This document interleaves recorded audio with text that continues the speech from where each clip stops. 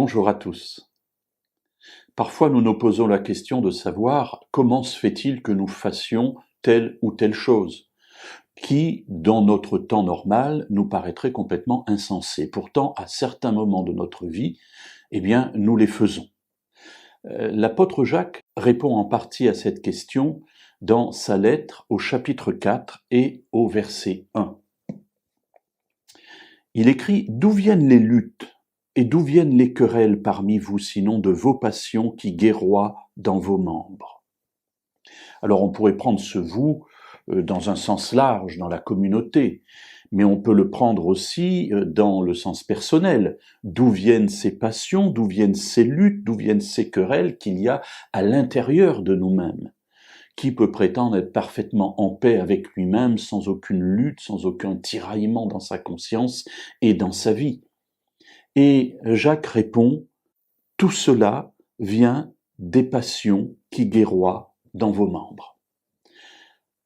En fait, Jacques est en train de nous dire que les problèmes que nous vivons dans notre propre existence, dans notre mental, tout cela vient de nous-mêmes et vient des passions qui se tiraillent en nous.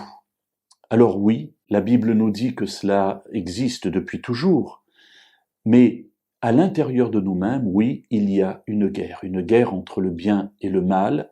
Derrière nous, au-dessus de nous, se trouvent des puissances qui, au travers de nous, exercent une influence, et cette influence a pour but de nous sauver ou de nous perdre. Et l'intérêt de cette parole de Jacques, c'est de nous ramener, lorsque nous sommes dans ces périodes de tiraillement, à l'essentiel. Et l'essentiel, c'est à l'intérieur de nous que se situe ce combat. Alors, que faire pour en être victorieux ? Choisir de quel camp nous allons demander de l'aide, auprès de quel chef nous allons demander du salut. La Bible nous encourage évidemment à nous tourner vers Dieu, et c'est vers lui que nous trouvons la paix, c'est vers lui que nous trouvons l'apaisement dans ces fameux tiraillements, dans ces fameuses passions qui guerroient dans nos membres. Alors n'hésitons pas, tournons-nous vers Dieu et disons-lui avec simplicité, Seigneur, dans ce domaine, dans ce problème, je veux trouver la paix. Alors viens en moi, je te laisse toute la place et fais de ma vie ta demeure.